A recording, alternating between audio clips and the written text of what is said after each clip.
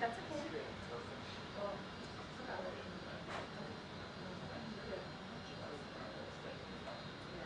Oh yes, of course, anything. And if you need more, then I'll just reimburse you.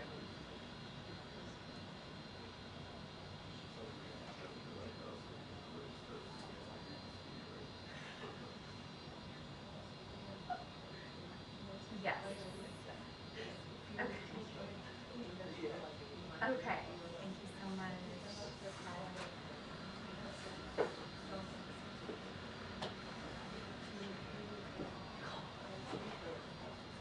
Thank you for everything. Of course.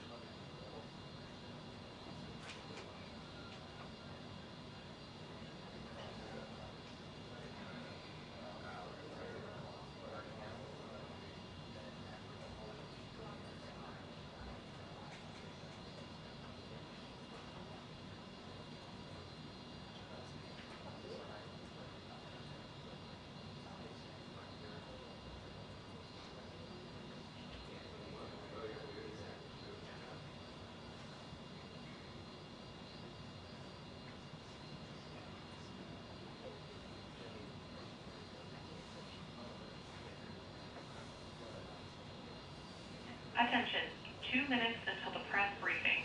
2 minutes until the press briefing. Thank you.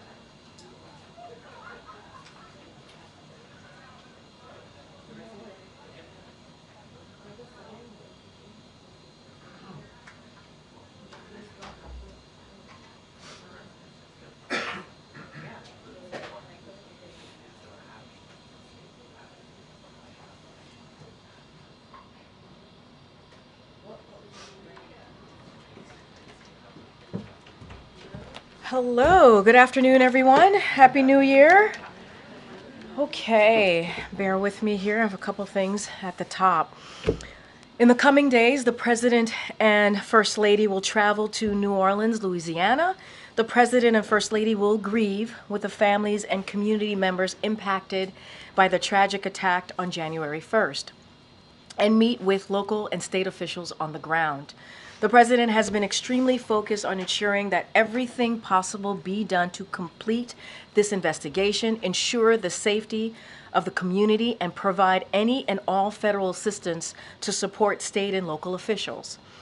Since Wednesday, the President has held regular meetings with his Homeland Security team to receive the latest information on the investigation and convey the need to do everything possible to complete this investigation and keep the American people safe.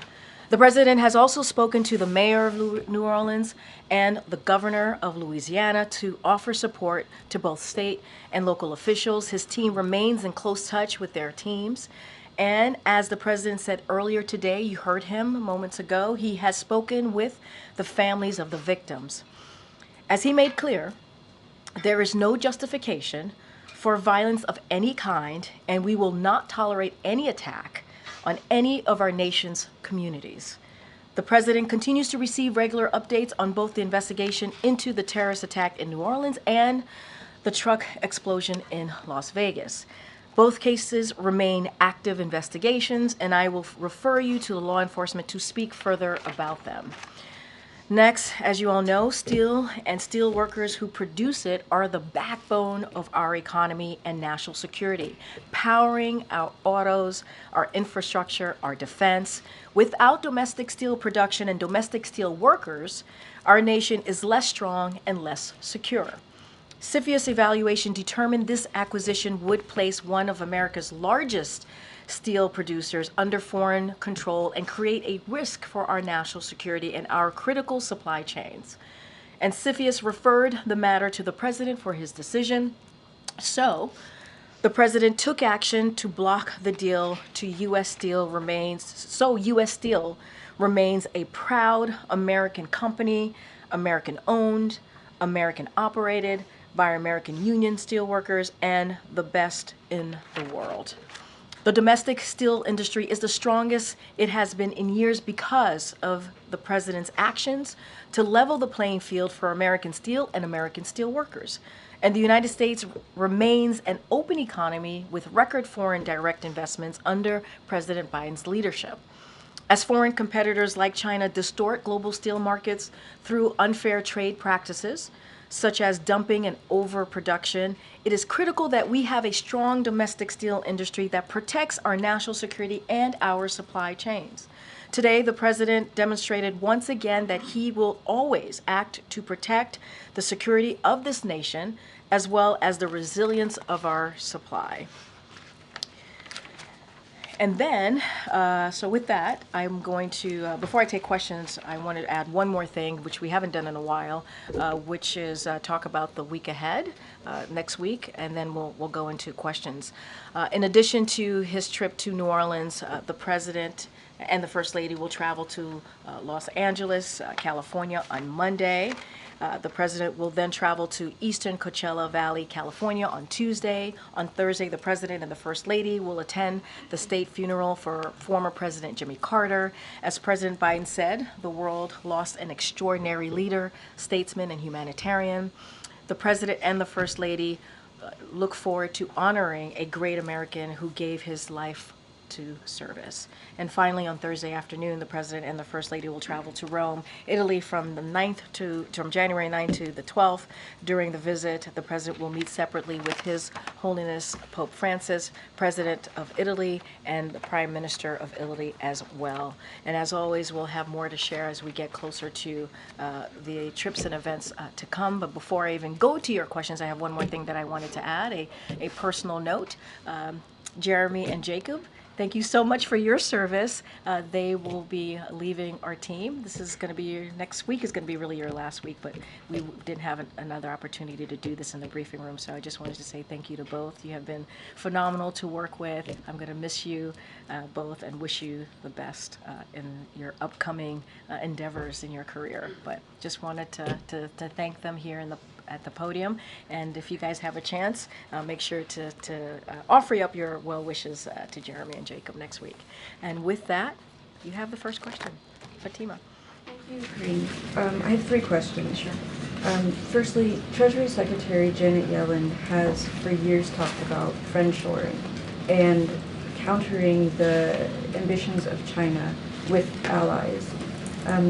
Will the president's decision on Nippon undercut efforts to strengthen relationships with our allies, and could this decision potentially damage the U.S.'s relationship with Japan?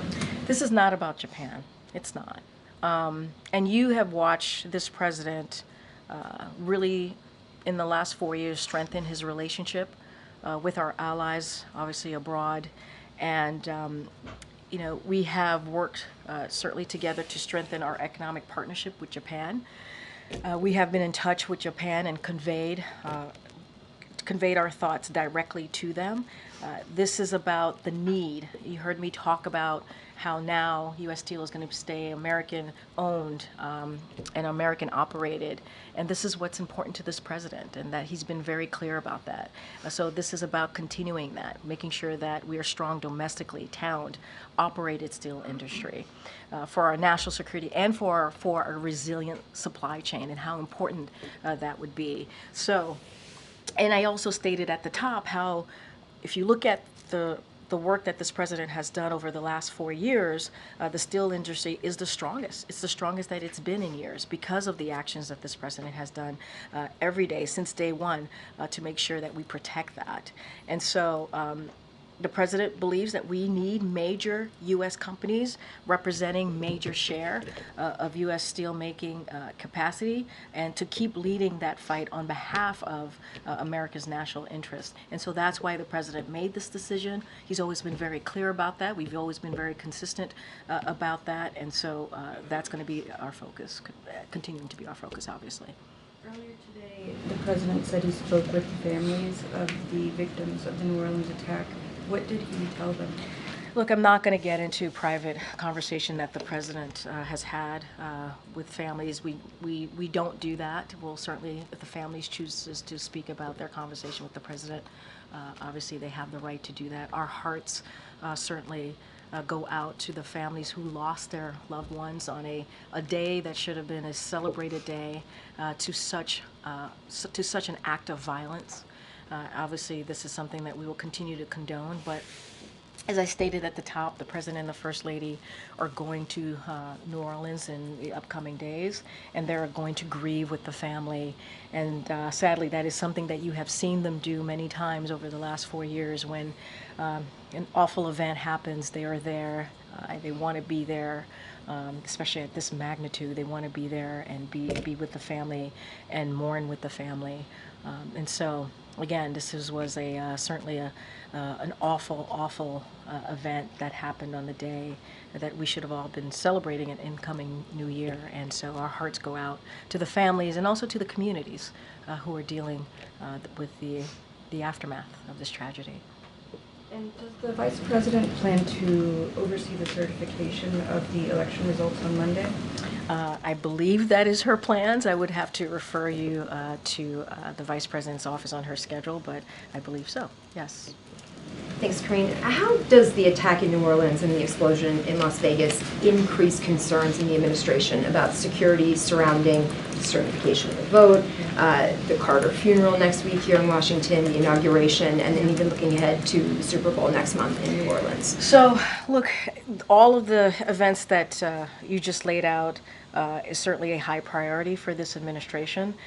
The Department of Homeland Security and federal law enforcement have well-established safety and security protocols in place, especially as we speak to the inauguration, obviously.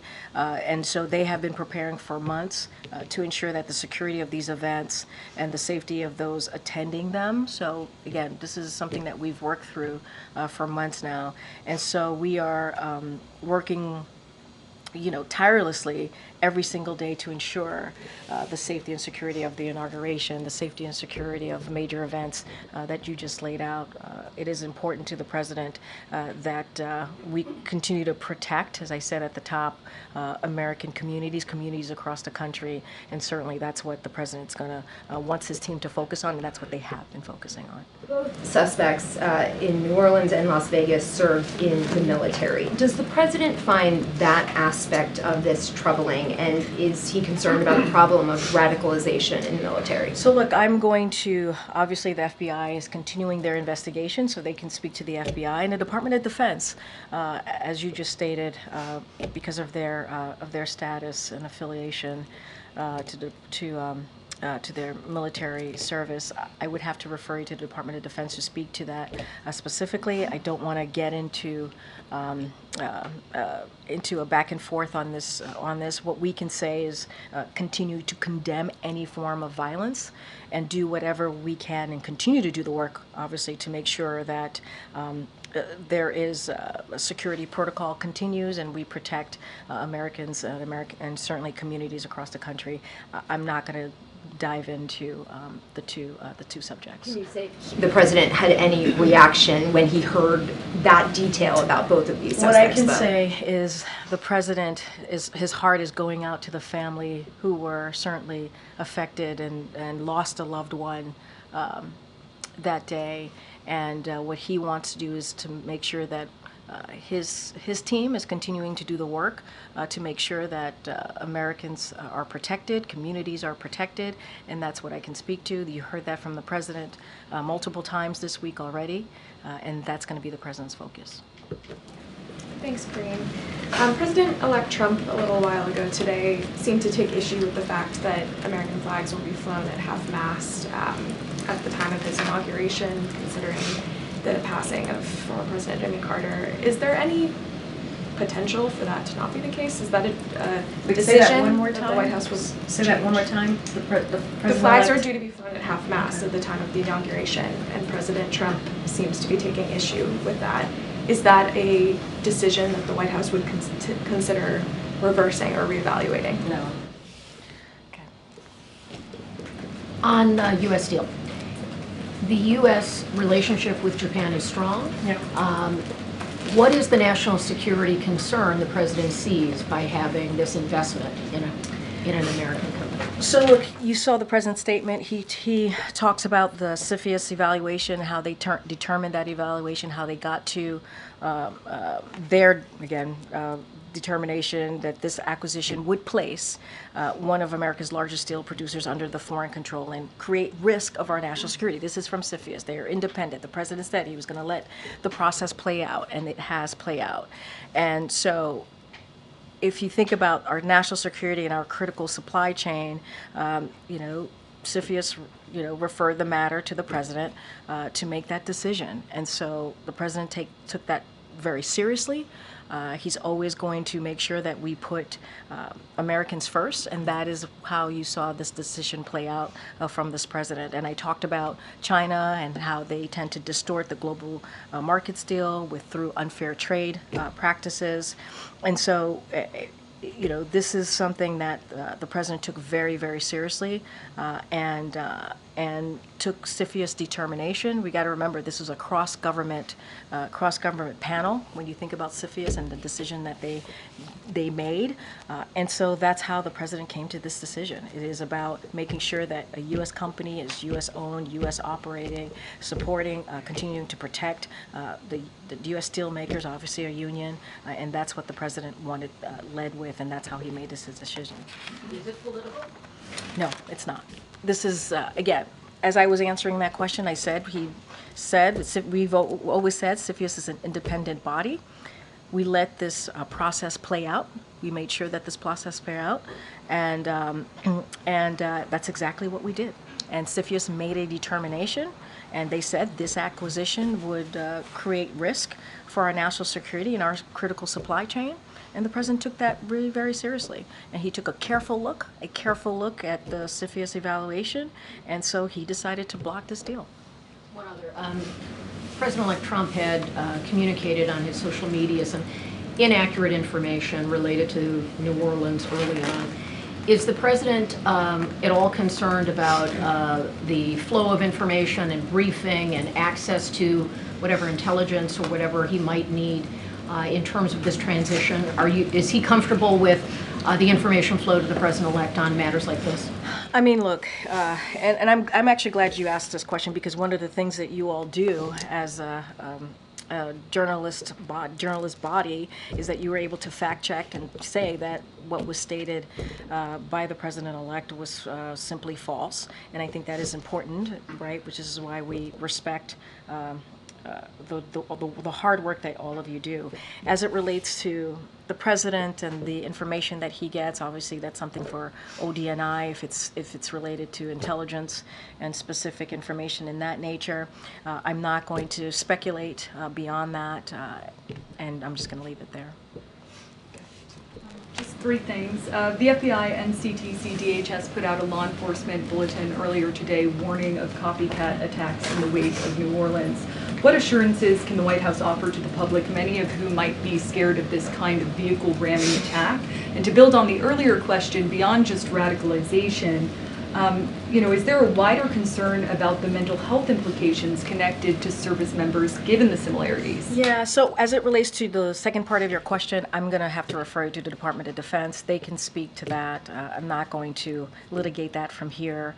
Look, when it comes to, and you're right, the bulletin was put out, and what I can say is DHS and law enforcement remain vigilant to any potential copycat, and so they're going to consistently, DHS and law enforcement are going to consistently evaluate threats and going to share the latest information to disrupt any potential copycats, potential threats. And so that is their commitment, that's what they're working hard to do, and so they're going to be vigilant, continue to be vigilant on that aspect. On bird flu, the bird flu outbreaks escalating at least 66 human infections across 10 states now.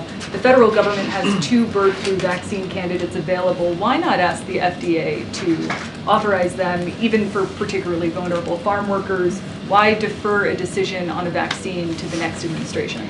And so look, that is something, as you know, the FDA, that is something that they decide on. They have a committee that when they have to make decisions like this, so I would have to leave it to them on how they move forward with that. Look, we remain, we take this very seriously. And USDA, HHS are on top of this. We are in touch with them. They're certainly in touch with local authorities on this. And so I do want to be very clear that CDC has been have said themselves that the risk to the general public is still low. And so we want to make sure that the American people are listening to CDC, and they certainly need to continue to do so. And we want to make sure, obviously, the nation's food supply remains safe. And so a couple things that I do want to lay out that we have been able to do from this administration, which is protect, we made sure that since March, when this was detected, to protect the public health, protect animal health, protect our nation's food supply, and monitor all trends to prevent the spread of avian flu. So this work is going to continue. All relevant federal agencies continue to coordinate, as I just stated, with local authorities. And so we're going to do that, be consistent with that as we've done since March. And so that's what the administration is going to focus on. But is the president concerned about deferring a decision about a vaccine to the next administration? I'm not going to get into hypotheticals about what the next administration is going to do or not do. This is something that rests in the world of FDA, and so we want to let them lead by science and the facts. We've been pretty consistent on that over the last 4 years, and so we're going to leave it to FDA. But I'm just not going to get into hypotheticals about what the next administration is going to do or not do. Last thing on a different topic, there have been reports that Chinese government hackers have breached a really sensitive office within the U.S. Treasury. OFAC, of course, administers economic sanctions. What more can you tell us about the scope of this and what information has been compromised? So what I can say is the president was briefed on this. We are closely tracking the incident. We're working to identify actions to mitigate the future risks to U.S. government networks, and anything further I would have to refer you to the U.S. Treasury Department, FBI. They could speak to specifics on this particular incident, but the president's been briefed and we're certainly closely tracking the incident. Do you know if any taxpayer information or any PII I would have to refer you to the Treasury Department on that, and the FBI, as you know, is investigating this. Okay. Hi. Has the president signed the Social Security Fairness Act? So he will sign the Social Security Fairness Act in the upcoming days. Once we have that information, we'll certainly share with you on that particular date. Can you just clarify? My understanding was it would be pocket vetoed if he didn't sign it by noon today. Are you saying that's not the case? I can say to you that the president's going to sign it. I can't speak to the specifics of what you just laid out. I know the president is looking forward to signing that. U.S. Steel has warned that it may or likely would have to close steel mills if the deal fell through. To what degree did the president take that into consideration? So I can say this, that we are confident, the president is confident that domestic steel and domestic steel workers are going to continue to thrive because of the work that he's done, because of the commitment that he has had to this industry. As I said at the top, this is the strongest, it's in its strongest, the steel industry is the strongest that it's been in years because of what the president has been able to do. And you think about manufacturing investment, you think about tariffs on Chinese steel imports, that has made the industry stronger. Those actions that the president has taken, you've seen more than 100 new steel and iron mills have opened since the president took office. So we're very confident that this is an industry that's going to continue to thrive.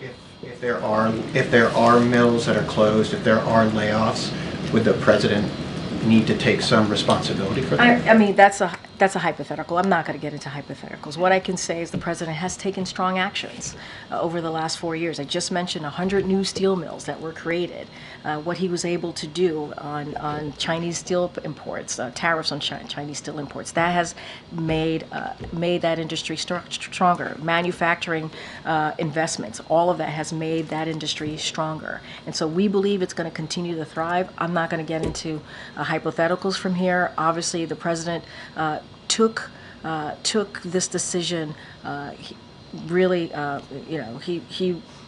took it seriously and made a decision on behalf of the American people, and that's how he came to this decision. Obviously, this is a president that has had a lot of focus and wanting to continue to make sure we uplifted certainly union workers, and that's what you've seen from this president. A number of the president's actions in recent days have seemed intended to undercut some of the threats that the president-elect has made or actions that he'd said have put into place. He awarded the Presidential Citizens Medal to Liz Cheney, who the president-elect has said should be in jail. You all have the upcoming monument declarations next week, and also the decision that the president is expected to make on banning drilling in certain federal waters. Are there other actions that we should expect from him in the coming days that he's planning to take in anticipation of President Trump?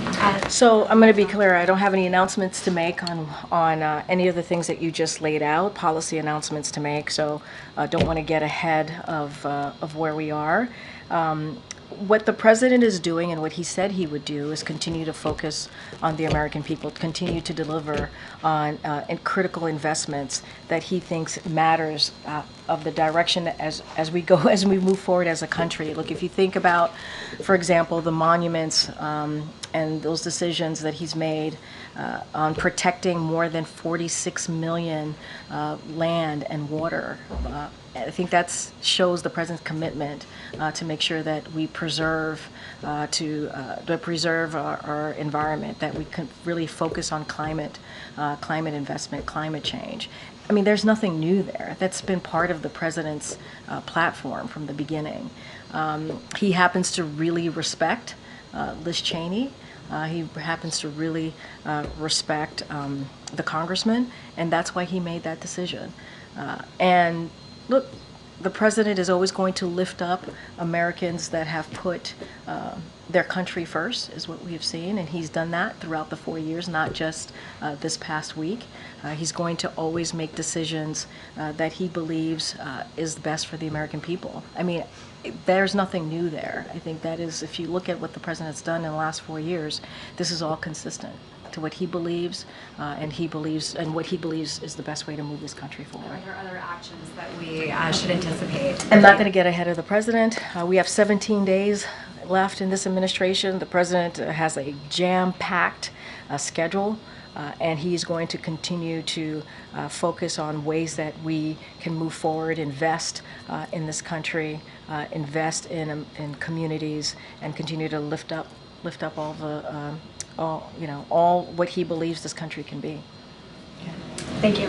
President Biden has staked his presidency on the preservation of democracy and has commemorated January 6th in different ways every year. What, if anything, will he do to commemorate the anniversary on Monday? And in that context, does he still believe Donald Trump is a threat to democracy? Look, I don't have anything to share at this moment. You will hear from the president about January 6th, his thoughts on January 6th in 2021. Nothing has changed. And I think this is a president that has spoken multiple times in the last 4 years and beyond about democracy, the importance of democracy, protecting our democracy. And so I would expect that he will continue to be steadfast on that.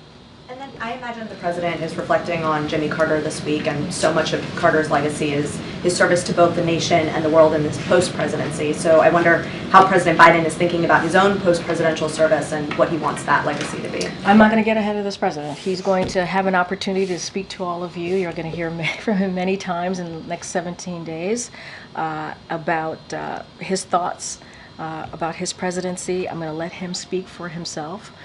But I think if you look at the last 4 years, what he's been able to do, whether it's climate change, whether it's bringing the economy back on its feet, whether it's investment, manufacturing investment in this country, he's had a historic presidency. He's done more in one term than most presidents have been able to do in 2 terms.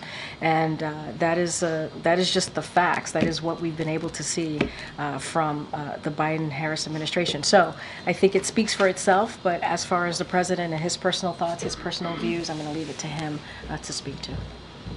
Okay, Chair.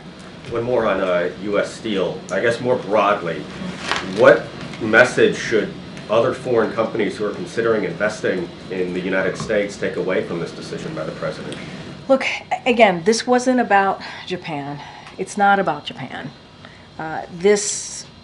We have a strong alliance with Japan. We have worked together, as you know, I've mentioned before, to strengthen our economic partnership. That is something that you've seen this president work tirelessly on over the past 4 years. And certainly we talked to Japan about this particular decision. We've been in direct touch.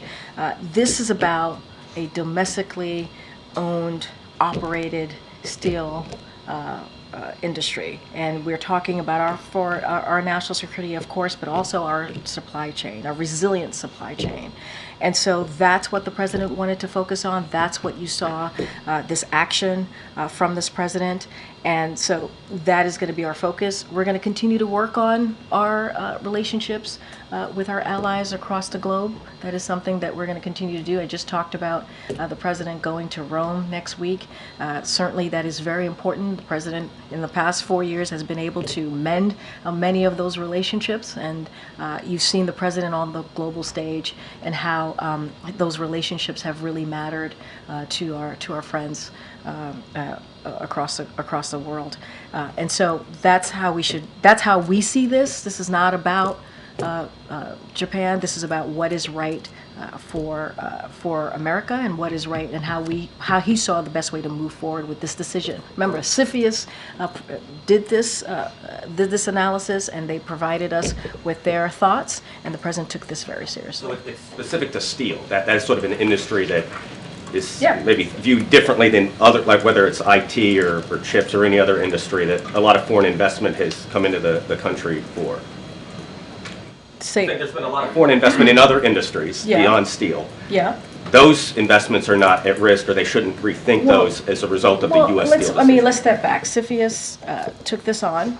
It's an independent evaluation and an independent agency, and they gave their thoughts. They gave their report to the president, and the president made this decision. So let's not forget how we even got here. And so I'm not going to get into other industries. I'm focusing on what CFIUS presented to this president and the decision that the president made. You heard from him. He put out a statement on this in his voice, obviously, so you heard from directly. You heard from me on why the president made that decision. So that's why we are where we are today. Prior to the announcement today about U.S. Steel, Nippon Steel had said that it was going to sue if this decision came to be. Has there been any preparation for that? Was that involved in this? I'm not going to get into litigation, potential lawsuits from here. That is something I would refer to the Department of Justice. I'm just not going to do that. Be pretty consistent. Okay. Wait, did I call on you? You did. Okay, I got to call on somebody else. I'm sorry. Go ahead. Human rights and upholding international law has been made priority for the Biden administration. Say that one more time. Human rights and upholding international law has been a priority for this administration. But we're not disputing that, right? No, I'm not disputing that. You're correct. That is something that when I'm asked about it, we say that the president brings that up when he has meetings or bilateral meetings with with world leaders. He brings that up, and it's always something that we certainly focus on, for sure. So I don't know if you've seen Amnesty International report, but basically the detailing the arrest of doctors, health workers in Gaza, and some of them has endured torture. On December 27th, Dr. Hussam Abu Safia, he is the doctor for Kemal Adwan Hospital, was arrested. And till now, we don't know what is his whereabouts. And there is fear from Amnesty International for his life. What is the White House doing to talk with a close ally like yours, which is Israel, to make sure that his life is spared and he's safe? So on that particular matter, I don't have anything to share on any conversation on that specific amnesty situation. Obviously, when it comes to humanitarian assistance, we continue certainly to be concerned of the lack of humanitarian assistance. This is something that we talk directly with our Israeli counterparts in the government, and so we will continue to do that. You've seen Secretary Blinken and others who have gone into the region and have those conversations with Israel about that. I don't have anything to share about that particular instance. I would have to talk to the team, but that is something that we certainly take very seriously when it comes to humanitarian aid and humanitarian workers being able to be allowed to the job. But I can't speak to that particular report.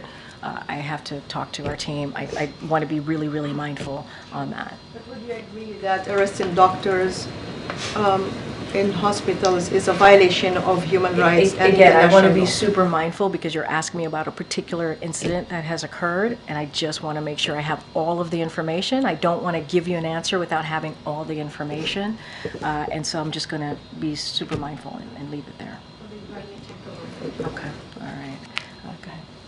Thank you. Is the president following the House Speaker election process today? He So- has worked with Mike Johnson. Does he want to see the process play out smoothly? So look, we've always been very clear from here, from this administration, that we do not inject ourselves into any leadership election that is happening in Congress. It doesn't matter if it's a Democrat or Republican, we stay out of it. The president's going to continue to focus on the job that he has ahead, 17 days of a jam-packed schedule, focusing on the American people. We're going to let Congress do their business. And why is the administration calling for cancer warning labels on alcohol now at the end of the term when there's minimal political capital? Were there conversations with Congress, and was there any pushback? So look, we obviously take any report that comes from an independent advisory. Obviously, we take the findings very seriously, as we do now. It is important that Americans are informed and about decisions that they have to make for themselves. As it relates to this particular report, I have to refer you to the Surgeon General's office, but certainly we take any independent advisory report very, very seriously. I don't have anything beyond that. Okay. Thanks, guys. Thank you, everybody. Does the president still consider white supremacy the greatest terrorist threat to the United States?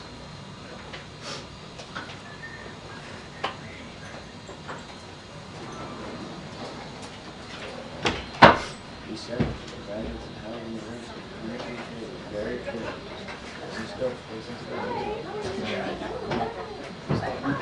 Very simple, straightforward. I was there Sunday before the day. You saw me go out. Yeah. She didn't tell me she was with that. I was like, that's the meeting. And she knew, but the whole family was there, and she was all just surprised. So of course we're all like screaming together. That was her at the beginning. Yeah. Oh, yeah, that's my name. Yeah, so she came out. Yeah, and what's really happening is I thought she looked great. My best friend's daughter with the other one. Yeah, we did hair together. Oh,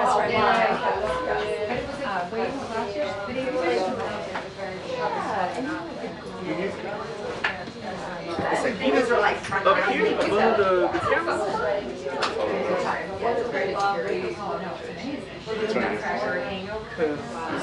I'm thinking it's this way. My car is driving downtown.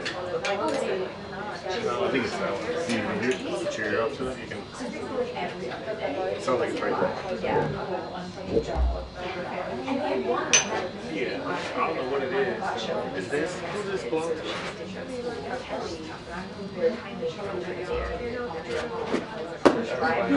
And then Kelly was friends with her for lunch, and then dropped her off at home.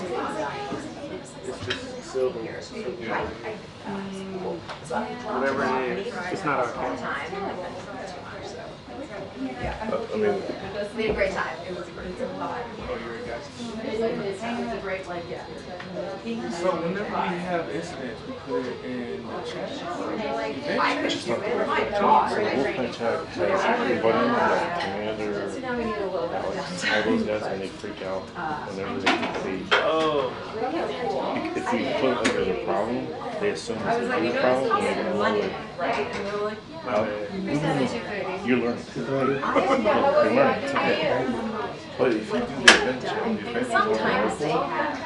So Event would be MC. not even us, just us and White House team, because we're the main people that are on site. Okay. Yes, maybe you can see the generation So, in the last you're okay. I just want to get you. I want to make sure you don't say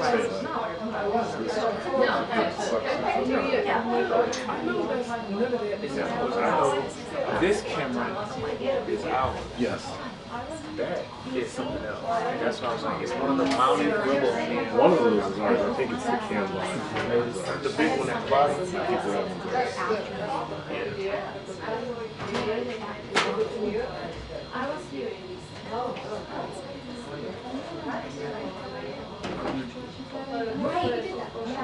But I just want to make sure before you like went too far, I didn't want to like No, because it's. I wanted to say something because MC already called us back and was like, "What's going on with that noise?" It had me come back up here, and I was like, even though they should know about it, they blow it out of proportion, and it's like counterproductive. Yeah. Like a lot of times we can fix it before it becomes like. You know what I'm saying? Does that make sense? Yeah. I was trying to. I didn't want to.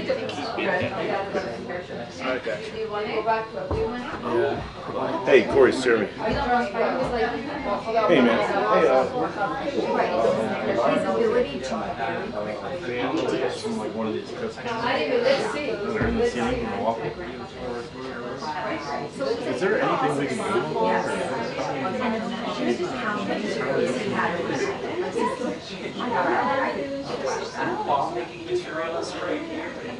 It's like a lot of like it's a high-risk family. MC actually was like, hey, what's going on?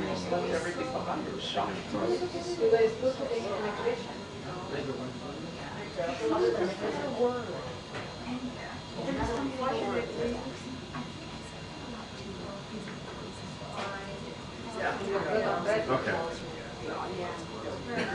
Gotcha. It's the silver one closest to it's the silver one closest to you can, I mean, if you listen to it, you can hear it. Yeah. It's one of the Kessels, yeah. Okay? Thank you, buddy. Thanks.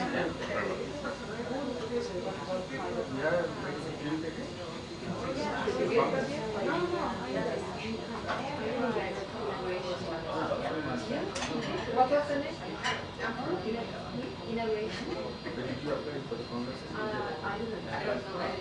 right, buddy. My colleague said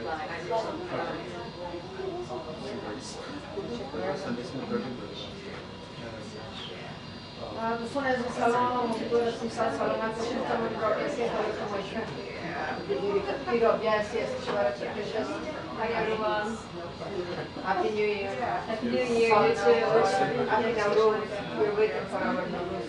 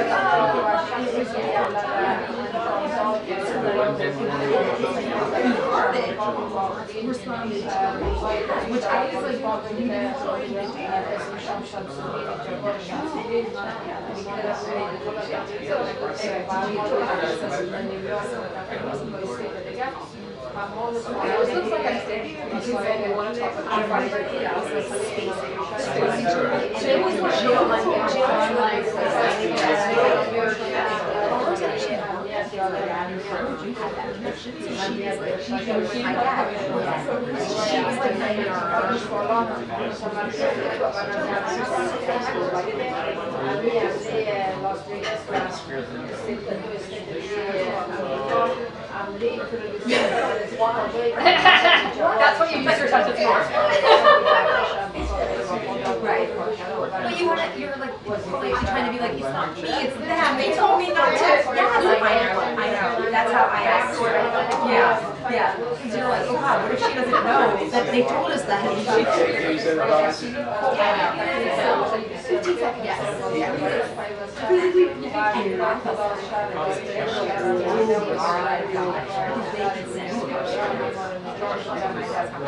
Oh, this is a problem. Get that out of here.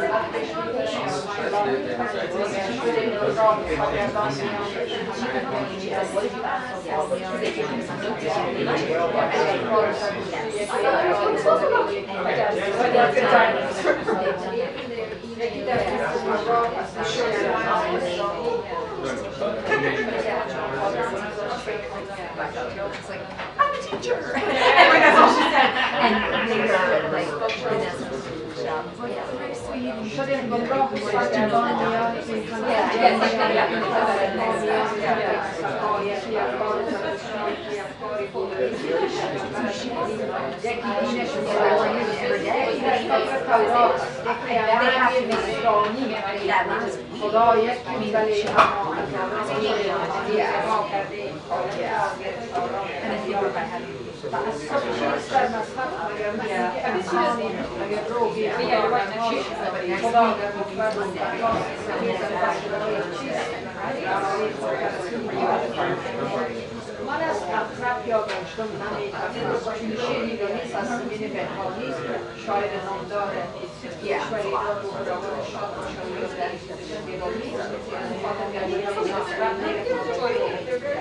من از گشتم نمی‌پسم ولی از نیش می‌ترسم از آن گرگی که می‌پوشد لباس نیش می‌ترسم حراسم جنگ بین شعله و گوگر هیزم نیست و گوگر گبریت میگم حراسم جنگ بین شعله و گبریت و آتش نیست من از سوزاندن اندیشه در آتش می‌ترسم تنم آزاد اما اعتقادم دست بنیاد منم آزاد اما اعتقادم دست بنیاد است من از شلاق افکاری شهید و خویش می‌ترسم این کلام آخرم یک جمله است در این شعر بس که من از نیش من از نیش من از ریش من از نیش می‌ترسم دیگه این یک پس یکی دایش میشه و یکی افایدر میشه و یکی علم میشه و یکی یک رقم امیدوار هستم که نگاه و رسم انسانیت رو در پیش بگیریم و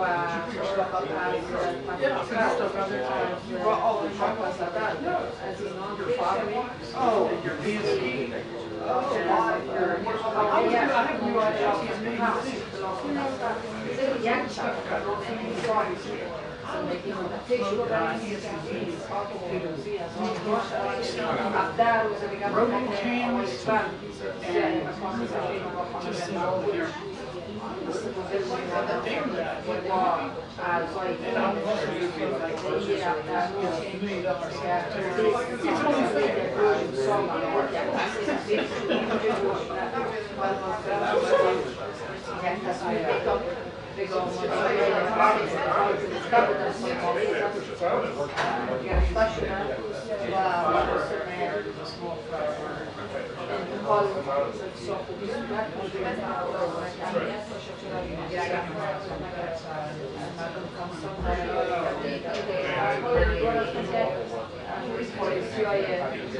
Maybe twice a year?